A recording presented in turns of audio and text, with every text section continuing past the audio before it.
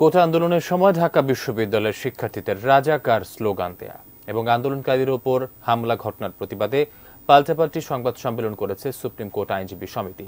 মঙ্গলবার দুপুরে supreme court আইনজীবী সমিতি মিলনায়তনে প্রথমে রাজাকার স্লোগান দেওয়ার প্রতিবাদে সমিতির সম্পাদক শাহ মঞ্জুর হক বারের নির্বাচিত কার্যনির্বাহী কমিটির আরও ৯ জনকে নিয়ে সংবাদ সম্মেলন করেন। কোটা বিরোধী আন্দোলনের নামে মুক্তিযুদ্ধ ও স্বাধীনতা বিরোধী স্লোগানের বিরুদ্ধে সুপ্রিম কোর্ট আইনজীবী সমিতির পক্ষ থেকে নিন্দা জানানো হয় এই সংবাদ সম্মেলনে।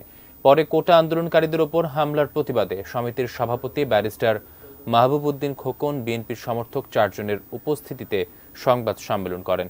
তিনি বলেন, আদালতে মামলা চলা অবস্থায় কোটা নিয়ে মন্তব্য করে প্রধানমন্ত্রী আদালত অবমাননা করেছেন।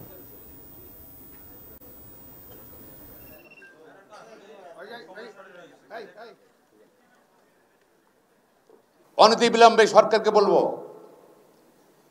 বন্ধ করুন, আপনাদের সোনার ছেলেদেরকে, অস্ত্রধারীদেরকে গ্রেপ্তার করুন এবং সরকার দেশ পরিচালনায় ব্যর্থতার জন্য আমি মনে করি পদত্যাগ করা উচিত।